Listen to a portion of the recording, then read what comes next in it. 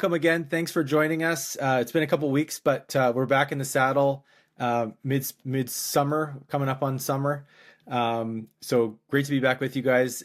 We have a range of topics today, but I thought we'd start it off with a bit of news from a local success story in Canada here, Shopify, specifically as it relates to a battle they undertook with the Canadian Revenue Agency, the equivalent of Canada's IRS.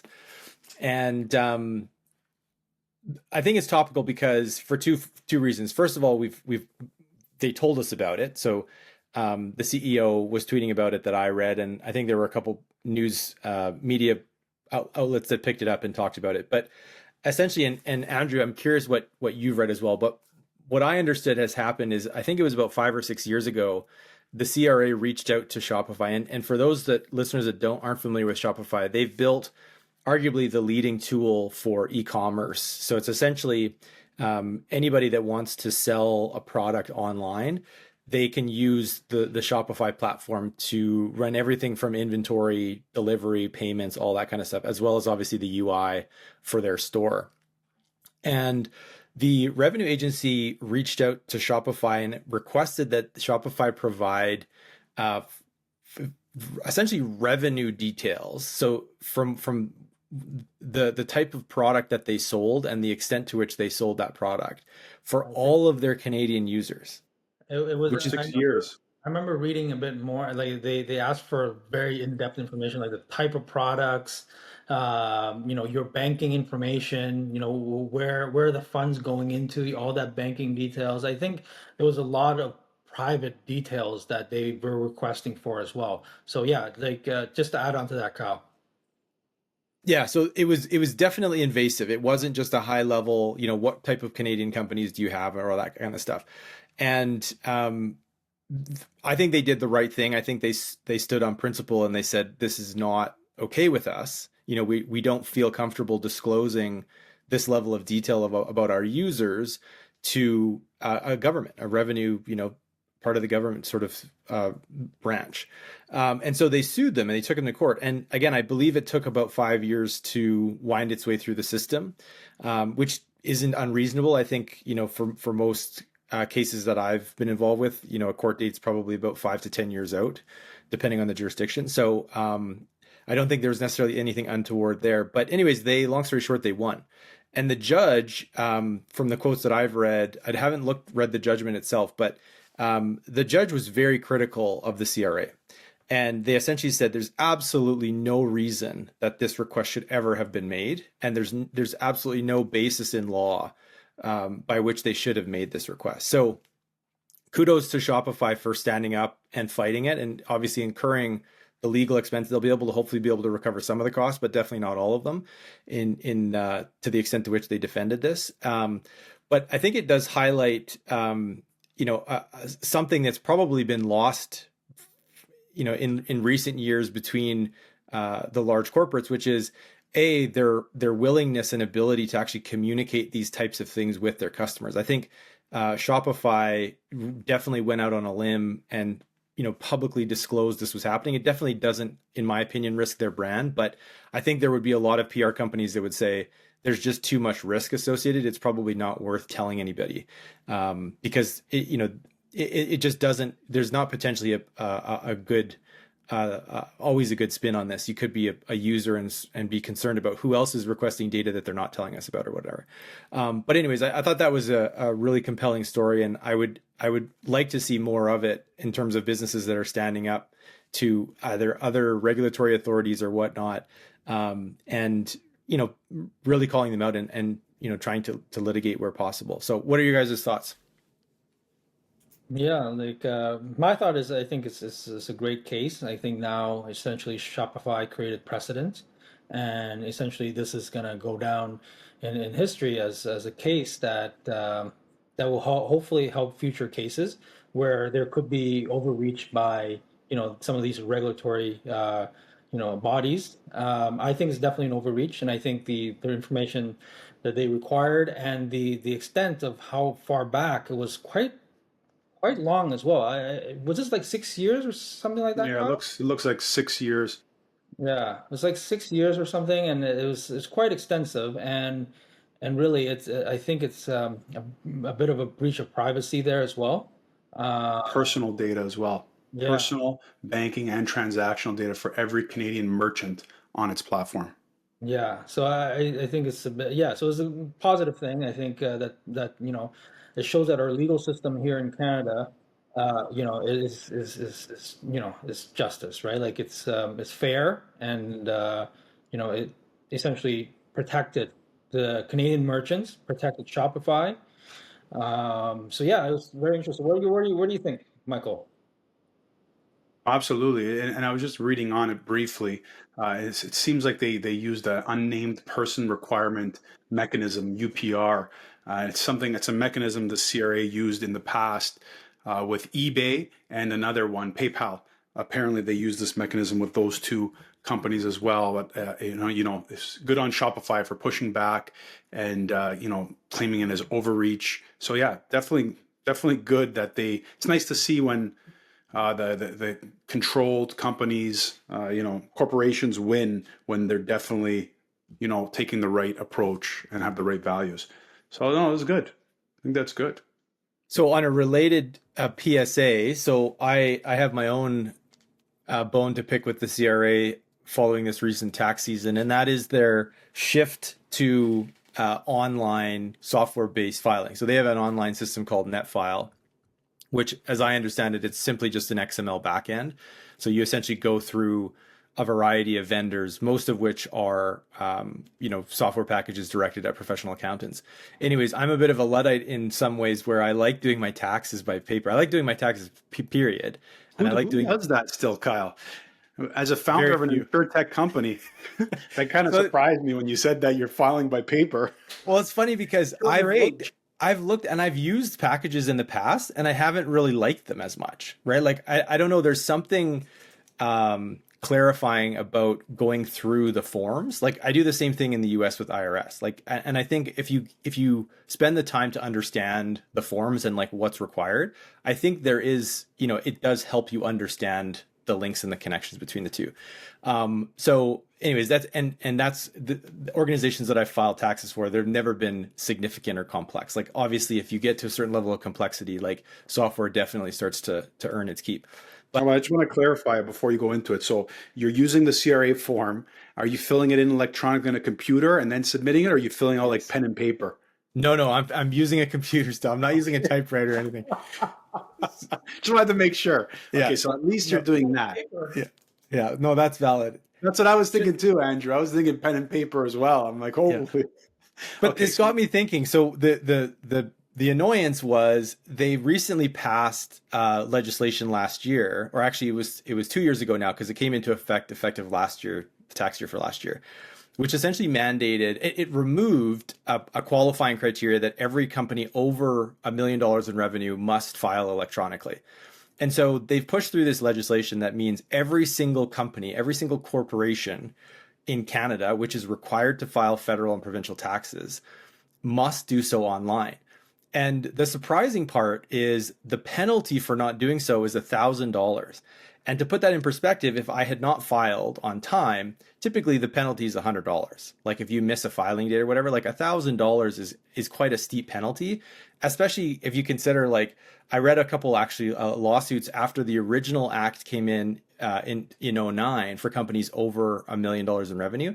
A couple sued them to say, hey, we don't have any profit. We're not profitable. How can you charge us $1,000?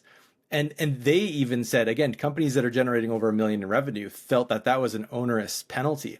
So they've essentially just removed that $1 million qualifier. So every single corporation rather, in the country that still filed by paper last year has received $1,000 penalty, which I find absolutely crazy. Like I think it's shocking. So it'll be interesting to see as this news starts to sort of percolate throughout the system, if anything is going to be done, because it's not, I could understand if the companies were making over $1 million, $1,000 penalty is nothing. But for small businesses, many of which, startups that are not making any profit, much less revenue in some cases, like that's onerous. And arguably some people are doing their taxes, and there's abbreviated forms and stuff like that, simplified filings for companies that are not generating any revenue or whatever. There's specific forms for companies that are small that have very, very simple operations. So you're telling me that all of those companies that filed those forms last year have been penalized to the tune of $1,000. It's pretty surprising. So, but on your point, Michael, about the software piece, I do think that there's a massive opportunity here. And I've actually thought about this in the past where, especially utilizing some of the new AI tools, the existing market for these NetFile products are very, I wouldn't call them poor. I think that's depending on what you like in terms of UI and functionality and so forth, but they're definitely basic. And, I think that there's a huge opportunity for somebody to essentially wrap financial, accounts type software or, invoicing software, whatever, and be able to pull out the data that is required for these filings. Because it's not typically onerous. And then again, try and find a way to connect it and output the right format of XML for the CRA. So I've already got enough projects on the go, but I thought about it and it's definitely appealing. I'm looking at the form I filled out for my taxes, and it was, Kyle, a T183 electronic filing form that I sent to my accountant. Get with the times. But no, all joking aside, that is ridiculous. That they hit you up with $1,000 fee for sending it in yourself. So I didn't realize by signing this form I bypassed $1,000 fee. So I guess the accountants need this authorization from you as well. This is a form my accountant sent me to sign this T183 authorization to file electronically. But very interesting. It's good data to know and good data to share with those that aren't aware of that. They'll be aware of it this year. Yeah, I was going to say, I think it's probably a little bit too late to save them $1,000, but yeah, true. Surprise. Yeah, definitely. But anyways, I think it'll be interesting to see how much proliferation there is of that type of software, because there's definitely a need now. And I'll have another look, but my cursory view a few years ago was, and again, I've used those packages in the past, and some of them are better than others, but for the most part, they're just questionnaires. There's no real sort of connection between what are you reporting? Why are you reporting it? What does the actual act say? So if you do take the time to go through the forms and understand what you're reporting on, I do think that there's value in that to the owner. So rather than just handing a shoebox over to an accountant, and no disrespect to accountants, my father-in-law is an accountant, and they do a wonderful job, but I think it conceals a lot of the why. Yeah, that's a good point. Yeah, that's right. I have no idea what my accountant does. I just give him the shoebox.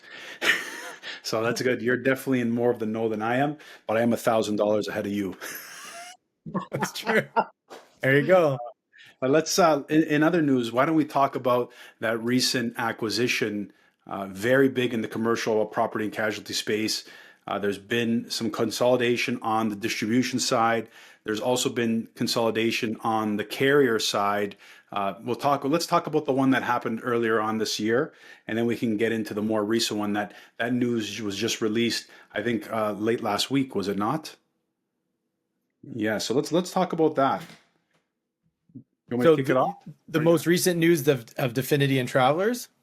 Yeah, we can start there and then we could work backwards, because there was one just before that a few months ago. So two major merger / acquisitions in the Canadian insurance space. And all of us are brokers and been on the brokering side. So this is something that, we're definitely going to be feeling very deeply. Not yet, because it's still very early days. Travelers announced, and Economical announced that Definity Economical was acquiring Travelers.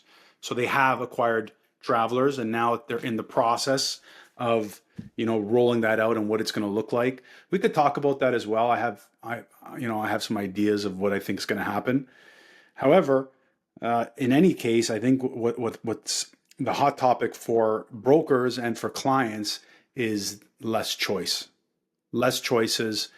There's only, how many Canadian insurers are there? And just for clarity, Definity Economical bought the Canadian arm of Travelers, not the US. Travelers is quite large in the US, and they also didn't buy the surety book. So they're just buying the property and casualty book.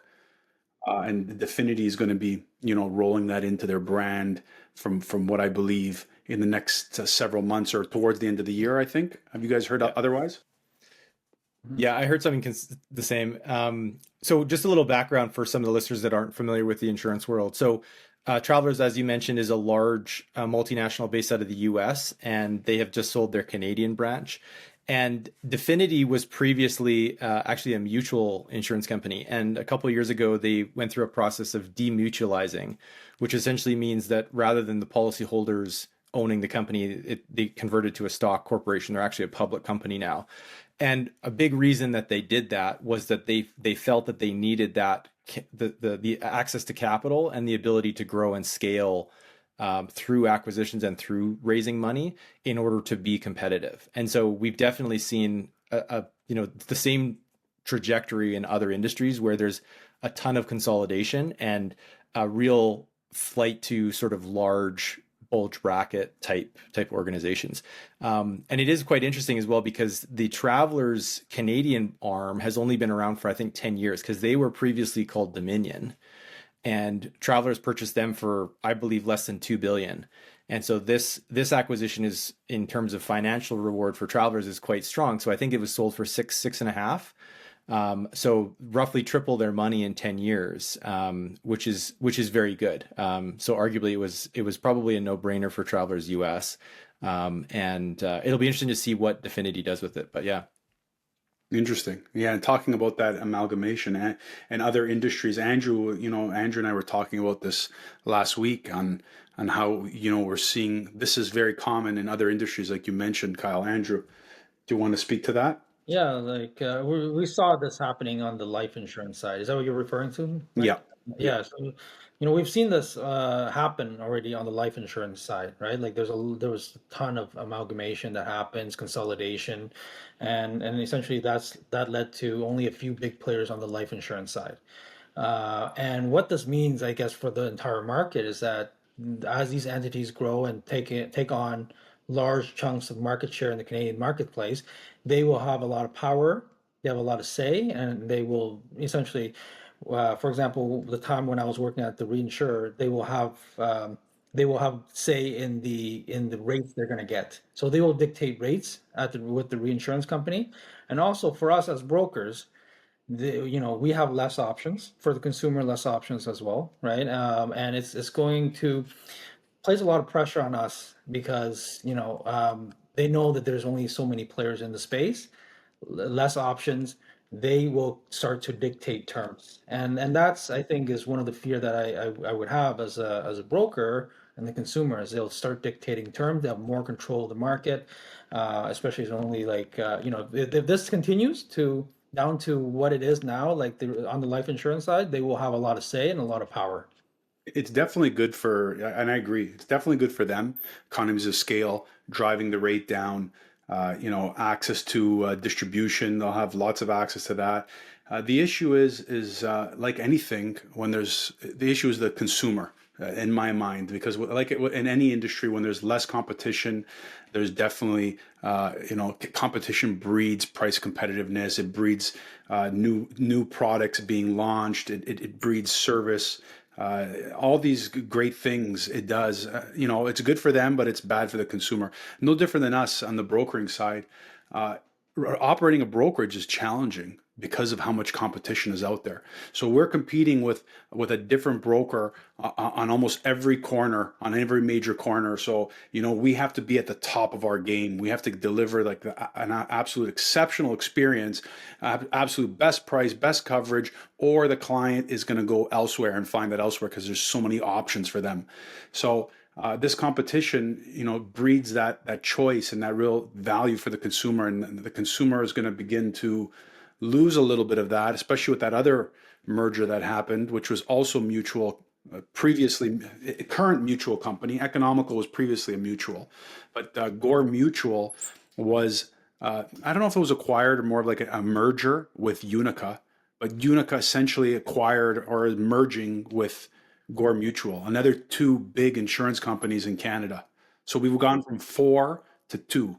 We're going from four to two, Yeah, which is big. And to put things into perspective, how many are here? 10, 12?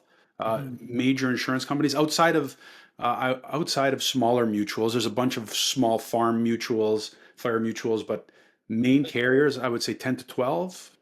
Yeah, probably I was going to say even less than that, though. Like think about the number of companies that are over, let's say, 500 million in premium. There's got to be 3, 4.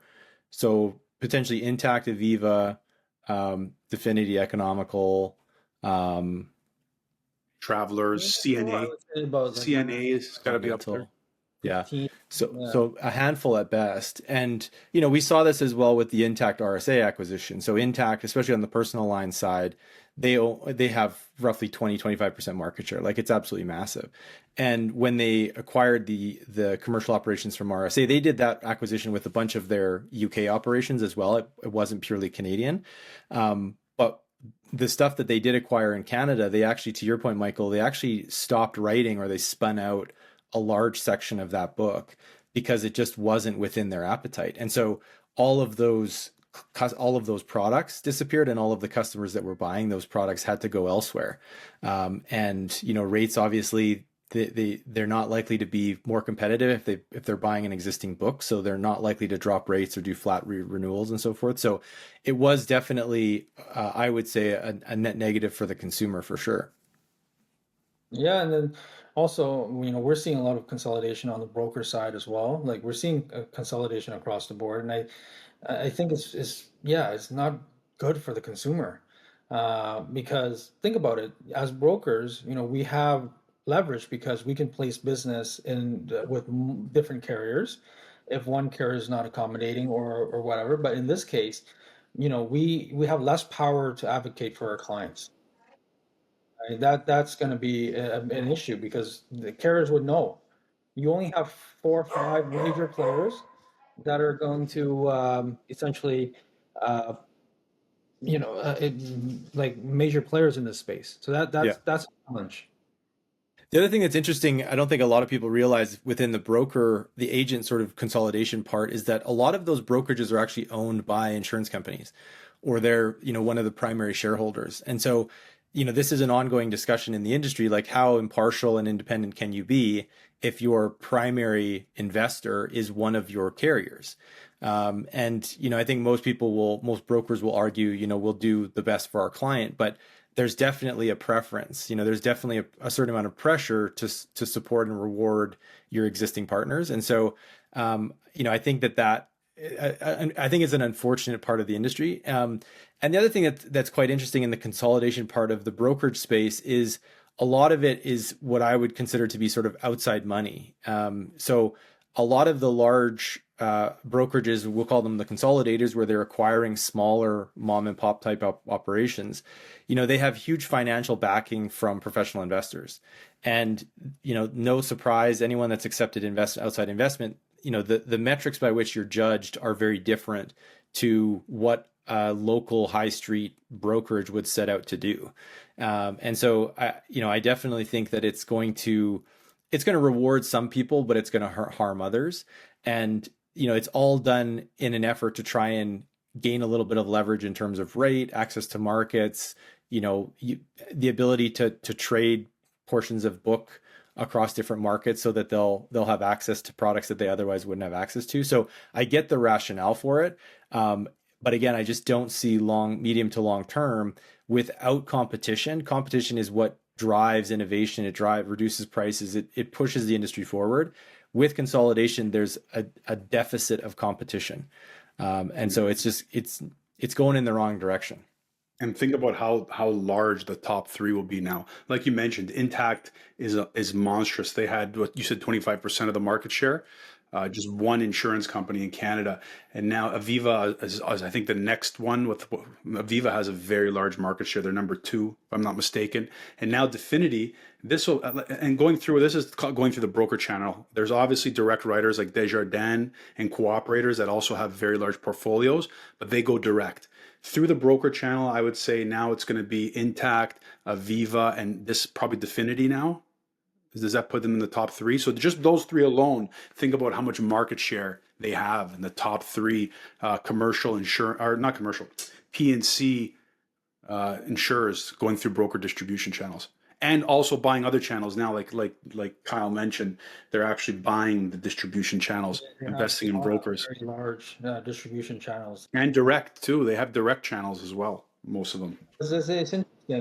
And you know what? Like, I'm curious, because that seems to be the direction with a lot of sectors, like not just not just P&C. We see that with life insurance. We see that with the telecom, the telcos, right? So and then the banking as well. So what makes Canada, in that situation where we have so little competition? Like, what do you guys think? Like, I've been thinking about this. I'm not really sure why that is, because Easy answer, quick answer without thinking about it is making money. But I don't know. I'd like to compare it to the US and understand. I know in the telco there's a lot more choices, but how about on the insurance side, Kyle? Like, are there a lot? Like here we have about 10 that the brokers can go to. We have much more through MGAs and smaller, but the 10 big players, maybe there's more in the US, but without scale, it's very difficult, challenging to make money. The margins are so thin. You're competing on price. You keep driving rate down, incurring losses in any business, incurring expenses in a traditional business. It's very difficult to achieve that desirable EBITDA without that consolidation. So I don't know. My quick answer is they just want to make more money. It's hard to make money when you're competing with so many other competitors. Yeah, it's interesting. So I remember listening to a podcast Mark Andreessen did months ago, and he was talking about this sort of this bifurcation, if you like. So he was talking about it in the context of their VC firm, but he essentially said, look, we saw 10 years ago that their industry was headed in the same direction of a lot of industries, and the way he kind of described it was industries that previously were what we would consider to be mom and pop operations, which were kind of catering to all different needs and all different products and so forth. He said, you look at it in different ways, and shopping was kind of the analogy that he used. And he said the malls, the sort of like, all-in-ones were sort of bifurcated towards the Amazons, which were high scale, high, bulge bracket volume, but very, very low cost, and typically augmented with a high degree of technology to make things efficient, make them inexpensive, and so forth. Or the inverse was the companies that started specializing and focusing on the customer experience. And he used the example of, the Gucci stores and the high street type outlets where you can do private shopping appointments, you get a glass of champagne or an espresso, you have, all of the time in the world, you get pampered and, people helping you in every such way, but you're paying a premium. And as a result, those companies are not anywhere near the level of revenue or profitability of these bulge bracket, high volume, we'll call them the commodity type providers. And so I think it's interesting because we've definitely seen, if you take a zoom out, we've definitely seen a lot of different industries go that direction. And I think insurance and financial services are kind of unique in the sense that they've started down that path. Like if you look at discount brokerages, for example, so buying and selling securities, 20 years ago, it was impossible not to go through a physical broker where you're phoning them or sending them an email and saying, hey, I want to buy this number of shares. And then they're, executing the trade via their prime broker and yada, yada, yada. Now, any one of us can set up a prime brokerage account online, pay next to nothing to buy and sell securities without any sort of headache. Inversely, you can also still go down that fully managed custom, we'll call them private banking type industry where, again, you're paying a premium for it, but you get, tailored service, you get all, all the spoils that you would like. So I think in the industry, the insurance industry specifically, I think we're starting to see that bifurcation. We're starting to see there's a lot of technology that's trying to push through, that's trying to give people that sort of Amazon experience. And I think that the alternative is the companies that have to say, hey, if we're not prepared to adopt technology, we have to be prepared for a lot less volume, a lot less selection. But what we are going to do, we're going to do it like, again, we're going to be that Gucci experience. We're going to make sure that the customers absolutely love everything about us. So it is going to be interesting to see. And one other final point on the Canadian experience is, I think one of the major reasons that we have the sort of oligopolies that we do is we've talked about this before, that there's just not enough. First of all, the market's not very big, generally speaking. And secondly, there's just a real, it's very difficult to sort of start up and get things going. And so the second that you're going to try and spin up a new telecom, like it's very difficult to raise capital. There's all sorts of restrictions on foreign ownership. It's incredibly capital intensive because our country is so large, all that kind of stuff. So I think we have some unique factors in Canada that are just really make startups very, very, very difficult to pull off, and therefore it just caters to the incumbents consolidating. What do you guys think? It's interesting take on that. I think so. It's just I think it is the entry into this market is quite challenging. Like telecom, we know there's a couple of competitors when they open up the new bands and let the new companies come in from international, and they didn't last. Think about it. Now it's just back to the same old. It's But the crazy thing as well is that they were acquired, and the one of the things that I didn't understand was how the Competition Commission in Canada, which essentially tries to regulate antitrust activities, they put out a report that said, hey, this is going to be detrimental, like this goes against our our goals of competition within the industry, and they allowed them to be acquired, right? So they initially said, hey, we're going to prohibit the big incumbents from bidding on the spectrum to encourage these startups to get spectrum, which was the big, obviously, if you can't get your foot in the door without spectrum. And then as soon as they did that, they proceeded to allow the big incumbents to acquire the small companies, which again defeats the entire purpose. And we saw a price movement, like Freedom and so forth. They initially started operating just in, I think they're probably still doing the same thing, only in city centers. And the pricing was less than half of what the majors were offering. And it definitely drove pricing down. And now there's zero pricing pressure because there's no competition. So it's bizarre. And I like your point there. I want to dive deeper into that Gucci experience. I think, Andrew and I were just talking about this today as well, like in terms of our investment portfolios, and how some people like to have that control and want access to the platform where they can go in and self-manage things. And then some individuals just want that, hands-off experience where it's like, hey, I can call up my broker, or I can call up my wealth manager, and they can execute everything for me. They can give me a nice report. They can give me the guidance, the advice. So it all depends the sector. If it's very homogeneous and transactional, I completely agree. You want access to be able to do things quickly. Speed is important. Efficiency is important. So maybe certain lines of business for insurance, like personal lines, that's very, straightforward, cookie cutter. That can be something that insurers can gain volume and gain profitability on by making it more transactional. But in terms of like the more difficult to place products or more complex products, I think that's still going to need that white glove service from both sides, from the broker, but also from the insurer, because the broker is delivering an experience to the client. But if they're not getting that same level of service from the carrier, from the insurer, it's difficult, because they also need the responsiveness from the carrier, from the underwriting team, from the claims team, from the billing team, because that will translate into the service that the client gets. So it's very interesting. And talking about white glove service, like how about Hudson Bay? Like Hudson Bay, a Canadian 355-year-old Canadian company that delivered that experience for a large point of time. People can go into these beautiful department stores and get that espresso in the Nespresso area in the basement. You can get that nice experience, the shopping bags and this and that, and try on different perfumes and makeups and clothes. Iconic in Canada, and it's shut its door, closes doors last month, was it? Sad.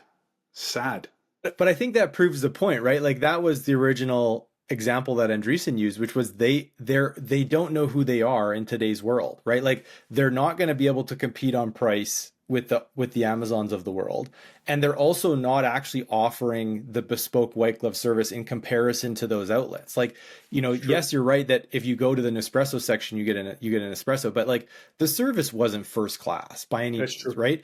And so you're comparing yourself buying a bag or whatever at the Bay, or you're going to Hermes and you're getting like proper world-class service. Like it's not, That's they're a good neither. point. They're So they were neither. neither. They were caught in the middle.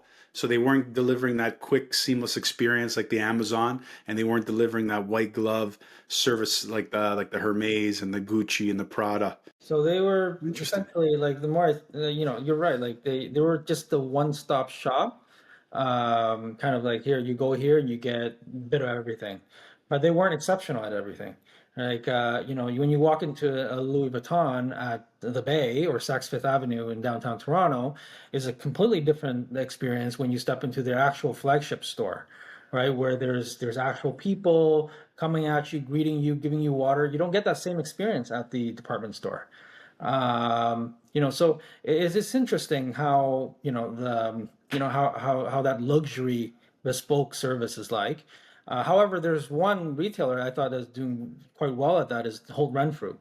They bring in luxury. They bring in basically luxury brands that don't exist as standalone shops, and that's how they compete.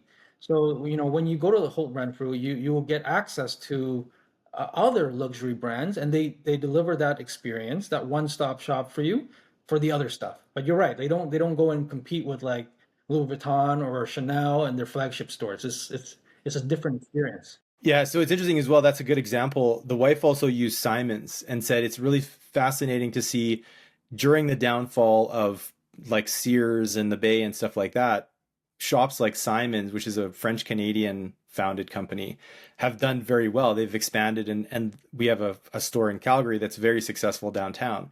And the wife said like the reason that she prefers it is because to that point, they're doing things that others are not doing. So they're bringing in, for example, they supply a lot of Canadian made high quality, 100% cashmere, 100% leather, whatever goods that she would otherwise wouldn't be able to find. So she definitely wouldn't be able to find it on Amazon. And she said, I wouldn't typically be able to find it in those, ultra luxury. So it's kind of fills a bit of a niche where it's not the ultra luxury experience, but it's kind of an affordable version of the ultra luxury product. So I find that really interesting, the segmentation that they've gone through, and they've been able to find that niche.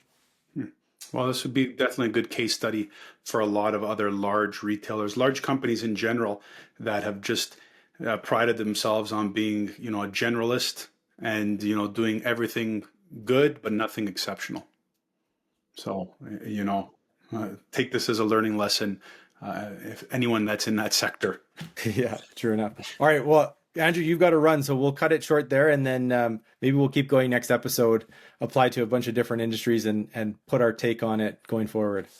So thanks for joining us, and we'll see you next time.